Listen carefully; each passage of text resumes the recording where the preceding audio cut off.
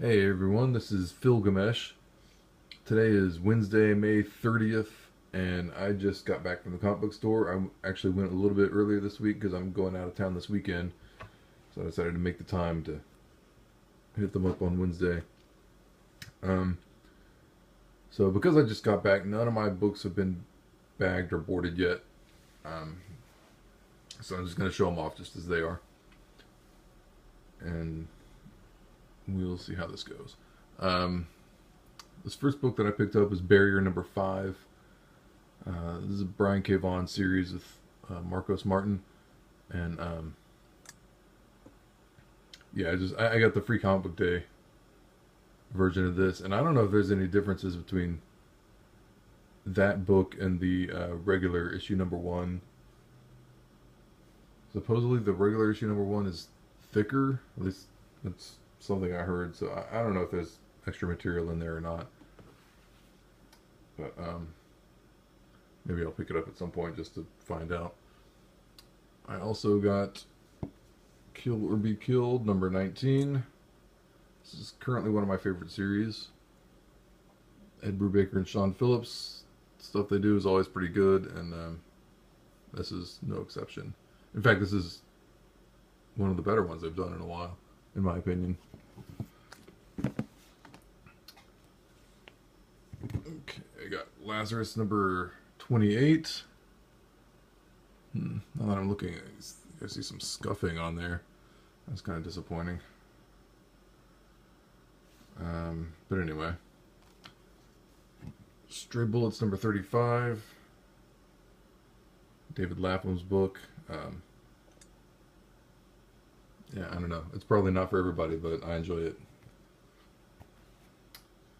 I got Descender number 30.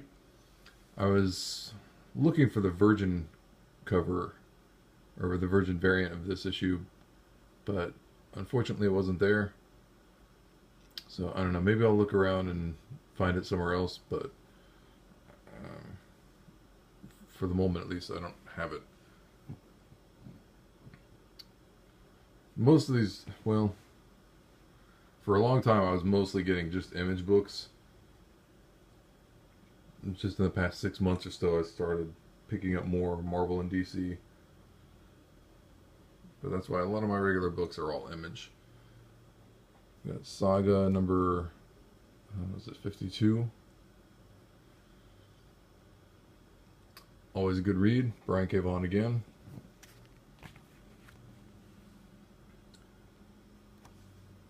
I picked up Rick and Morty number 38. It's usually pretty entertaining, and the last issue was okay. I think it was the one before that. The Jerry focused issue was just terrific. Poor Jerry.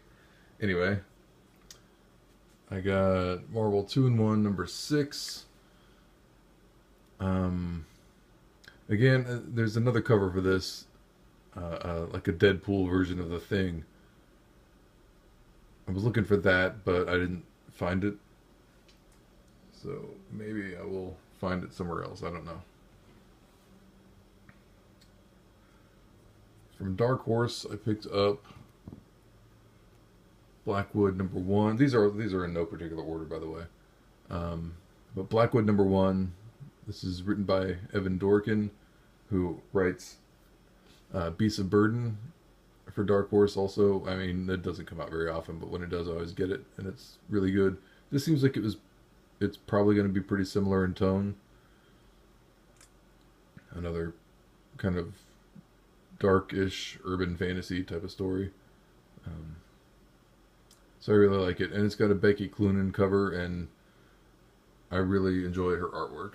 So I wanted to pick that up. There's a regular cover for this as well that also looked pretty good, but I opted for this one.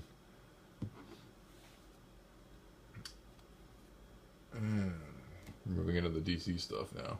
I got Justice League No Justice number 4. I guess this is the final part of that No Justice story or miniseries, and the regular series by Scott Snyder will start up, I think next week, actually.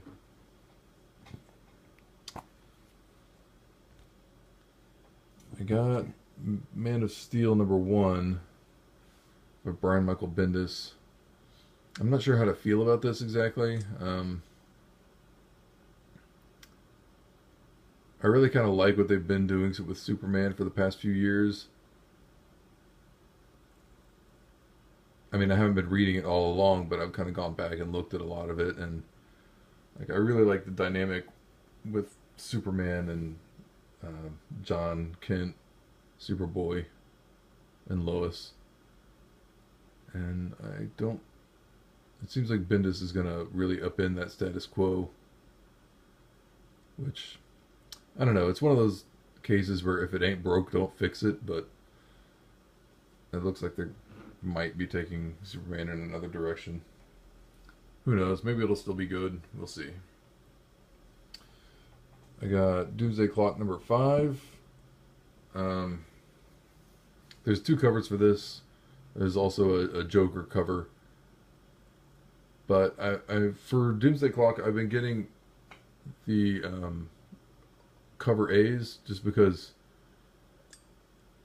it seems like usually, and I haven't actually looked inside this yet, but the cover A's, the image on the cover is actually the first panel of the book. Yeah, you can see it there.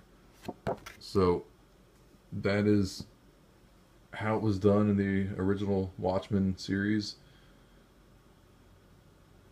And I just wanted to kind of,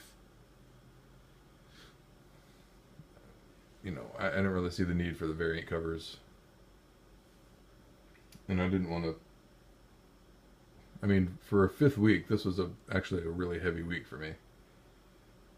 So I didn't want to get a bunch of different covers for the same books. Speaking of which, the last book that I picked up, Amazing Spider-Man 800. Make sure that's all in frame there. Alright. This is the regular cover A as well. My store had pretty much all the covers up to and including the Virgin Delodo variant. They did have the regular Delodo variant, which I was also kind of on the lookout for, but they were charging $40 for it, and I decided I wasn't going to bother getting it at that price. They had a whole slew of other covers as well, but I think they're all 1-for-1 variants, except for the Virgin covers and the Delodo. So I pretty much just passed on all of them except for this one. Some of them look good, but again, this has a $10 price tag, and I mean, at least when DC did their $10 Action Comics 1000, it was square bound and not saddle stitched. So Marvel kind of skimped on this one, I think. But anyway, that's what I picked up. Hopefully there's some, well, I know there will be a lot of good reads in here. Some of the stuff I'm taking a chance on, and hopefully it will be good. That's all I got for now. I guess if anybody has any opinions on these books or thinks I missed out on anything, feel free to let me know in the comments. You can like the video and comment if you want, and subscribe and share and all that stuff. And I will see you in the next video.